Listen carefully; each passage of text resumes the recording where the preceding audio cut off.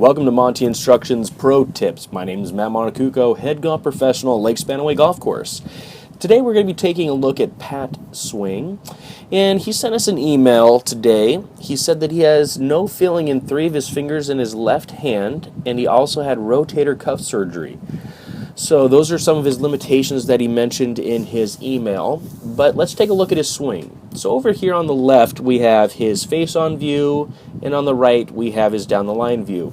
So a couple good things that we see in his setup is that his feet, hips, and shoulders are all down the line, square to his target. His hands are underneath his chin. But over here on his face-on view, one thing that we want to see is a little forward press. His hands need to be just a little bit to the left to form a lowercase y. Currently, he is in a capital Y. The reason we want to push our hands to the left is because it's a more natural position to get into a lowercase y. In the capital Y, you tend to flirt with getting the head a little ahead of the ball to give added loft and to help it up. But other than that, we kind of like the setup. Let's take a look at his swing. Okay, pretty good. One more time, let's take a look. Okay, so a couple things that I'm seeing here is as he takes it away, he kind of lifts his right elbow. So you can see there's a lot of gap right here. So he's got a little bit of a chicken wing going on.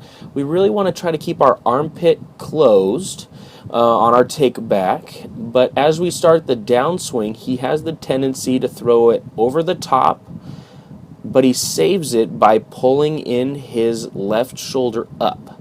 Okay, so when he pulls that left shoulder up, he pulls his club in. Okay, he saves himself, but as he goes through impact, he does not extend the golf club, and he's pulling his arms around his body like he's trying to start a lawnmower with his left hand. We need to get those arms away from our body. And then finally, he kind of rocks forward, so we need to get that weight transfer just a little bit. But you put all these in a blender, you get that right arm a little closer to our body, extend through the ball for our release, and transfer that weight so we don't have that rock, and it's going to find a lot more consistent swing. All right, everybody, so when we're talking about Pat's golf swing, there's a few things that we talked about. The capital Y. So when you were taking a look at his swing, his arms came down and formed a capital Y. So the very, very, very first thing that we want to do is take his hands and push them slightly to the left, okay, forming a lowercase y. You never want to go past a straight line because then you really start to affect the loft of the golf club.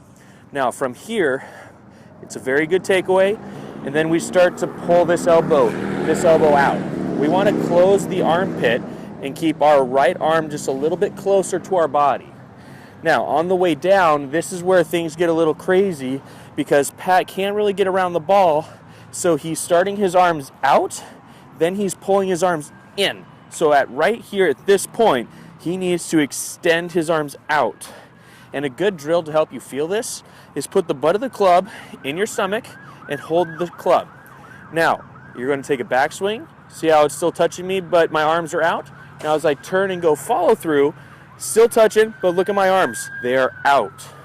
Now, when I take a golf swing, it's exactly the same. Here, arms out. Here, arms out. If you can get those arms away from your body, you're going to start to see a little bit more consistency in the contact.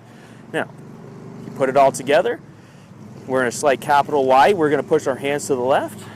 Then we're just going to keep our arms a little bit closer to our body on the way back and extend out towards our target.